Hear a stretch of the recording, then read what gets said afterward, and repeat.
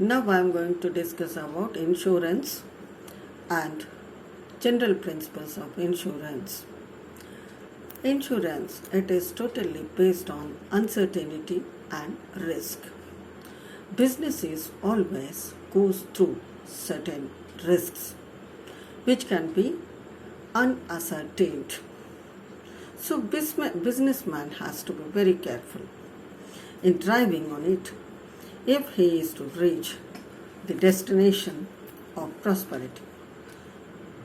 A person may die untimely, leaving his dependents derived of his means of livelihood. Similarly, his property is open to all types of risks.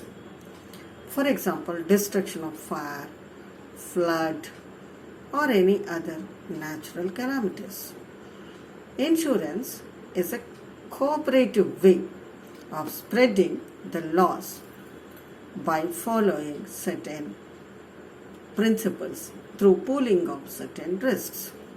The institution of insurance is an attempt to provide a safeguard against financial loss or hardship arising on account of life and property being in danger of accidents, mishaps, contingencies. Insurance does not, rather, it cannot prevent or eliminate the risks arising from such uncertain events. It only spreads the loss over a large number of people, and it can merely a financial compensation for the effect of misfortune. Contract of insurance. It may be defined as a contract between two parties where a person undertakes, in consideration of a fixed amount, to pay to the other a fixed amount of money on the happening of certain event, death or attaining certain age, or in case of human life, to pay a certain amount of actual loss when it takes place through the risk insured. The instrument containing the contract of insurance is called a policy. A person whose risk is insured is called insured or assured, and the person or the company which insures is known as insurer or assurer or underwriter. The consideration in return for which the insurer agrees to make good the loss is known as premium. The thing or property which forms the basis of insurance is called subject matter of insurance. So the interest of the assured in the subject matter is called insurable interest. The nature of contract of insurance can be a special understood as it is a special contract. Contract on speculation amounting to wagering contract. Over a period of time, the attitude that insurance was a contract on speculation has changed, and law regards it now as a system of sharing the risks. It is a type of contingent contract. The rules relating to a valid contract apply to a contract of insurance. It comes into existence where there is an offer or proposal on the one side, acceptance on the other side. Both the parties to a contract of insurance taken by a thief against being caught while attempting a burglary would be illegal and therefore not enforceable by law. It must be supported by a lawful consideration. So there should be a free consent of both the parties. Now, how many types or kinds of insurance? Life insurance and non-life insurance business, or that is called general insurance business. General insurance business refers to fire, marine or miscellaneous insurance business. Corporation insurance burglary insurance, motor vehicle insurance, bad debt insurance fall under miscellaneous insurance business.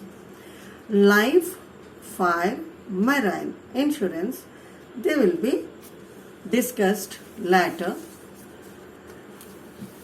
Now, there is a status of governing insurance business. What are the statutes?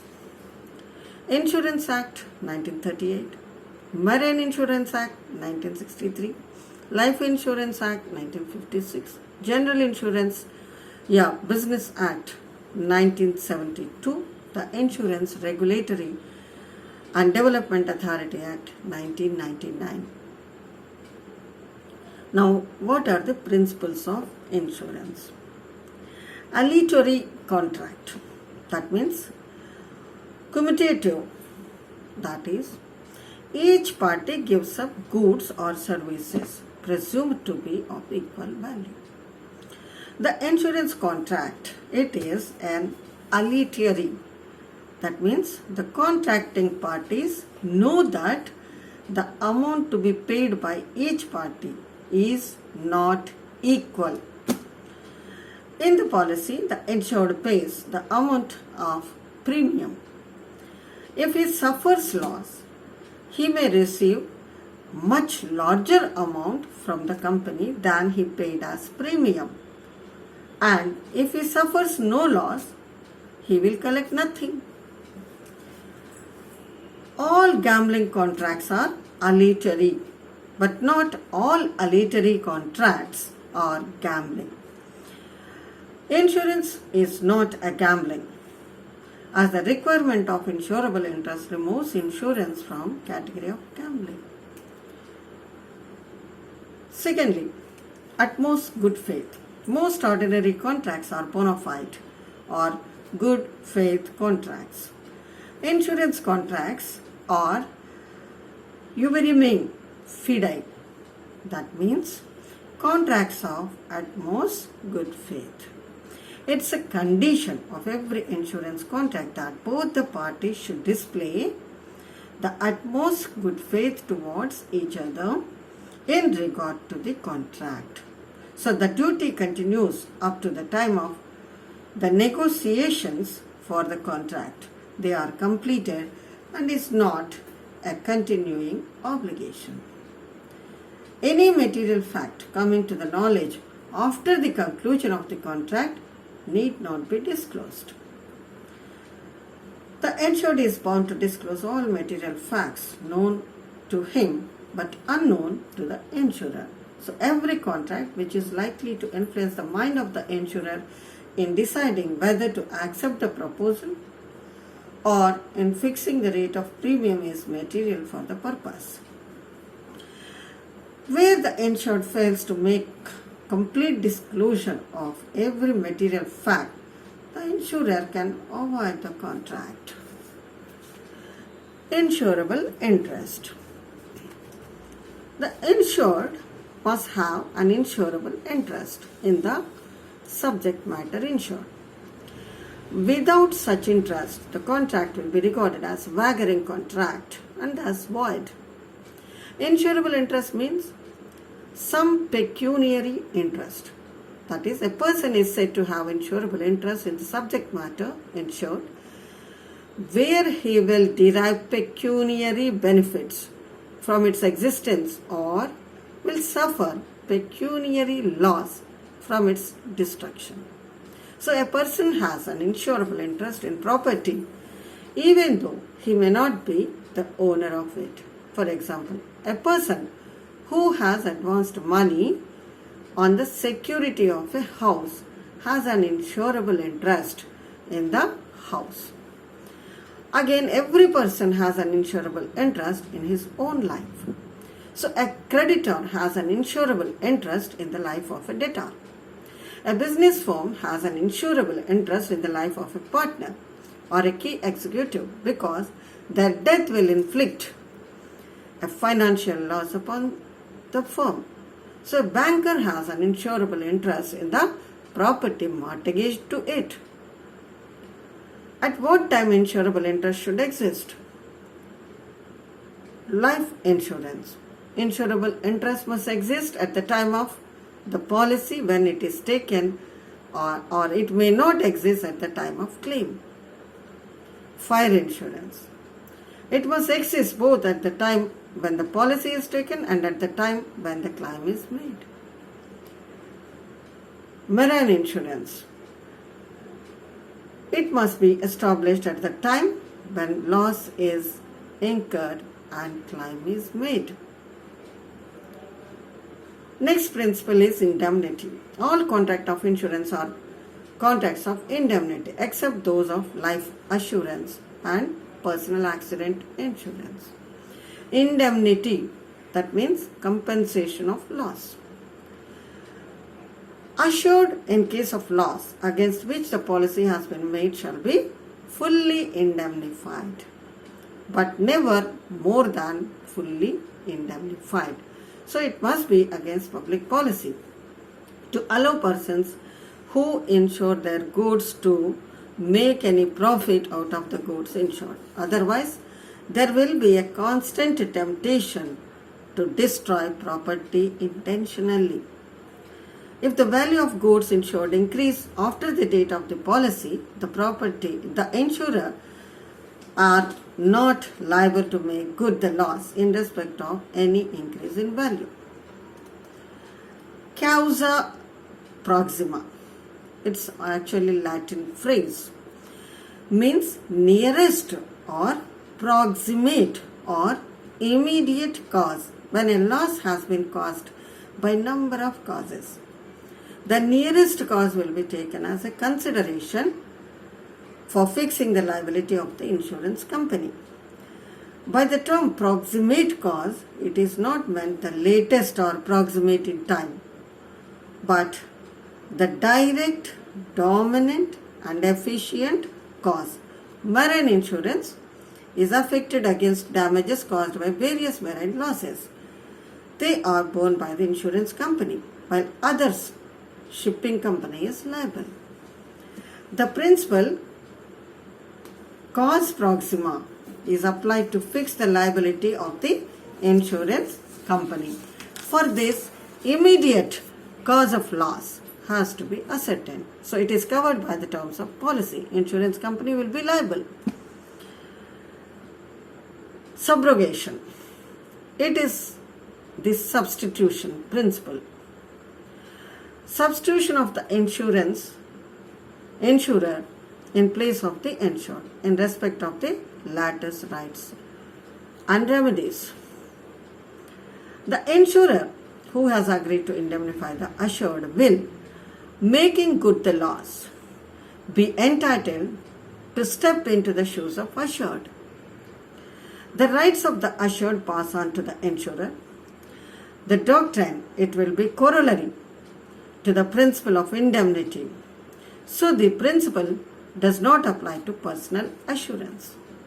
The right of the insurer to be subrogated arise only after the payment of the policy money. They can only enforce their rights in the name of the assured. Next, risk must attach. Premium is the consideration for the risk run by the insurance companies. If there is no risk, there should be no premium. As a general principle of law of insurance, the insurer have never been on the risk and they cannot said to have earned the premium. So the policy is declared to be void ab initio, where the policy is avoided before the risk began to run. So the assured is entitled to the repayment of the premium that may have been paid. Mitigation of loss means minimizing the loss. Where the event insured against occur, it is the duty of the insured to take all types of steps to mitigate or minimize the loss as it was uninsured. The insured should not become negligent or inactive in the event of occurrence merely because the property which is getting damaged is insured. Now, contribution. It is the corollary principle of indemnity. It's nothing in law to prevent a person from effecting two or more insurance in respect of the same subject matter. But in case there is a loss, the insured will have no right to recover more than the full amount of his actual loss. If he recovers the full amount of the actual loss from one insurer, he will have no right to obtain further payment from any other insurers. Period of insurance. An insurance policy, it specifies a term of time or period it covers. Often the nature of the risk against which insurance is sought determines the period of or life of the policy. A life insurance policy may cover a specified number of years or the balance of the insured life. A contract of fire insurance is normally for a period of 1 year. A contract of marine insurance may be either for a particular period or for a particular voyage. If it is for a particular period and voyage has not come to an end, the liability of the insurer comes to an end on the expiry of the period. Now, lastly, to explain, almost 10 principles have been explained now. Now, what is premium? It is a price paid for adequate to the risk. It is a consideration receivable by the insurers from the insured in exchange of their undertaking to pay the sum insured in case the event insured against happens. The contract of insurance must define the rate of premium. Thank you.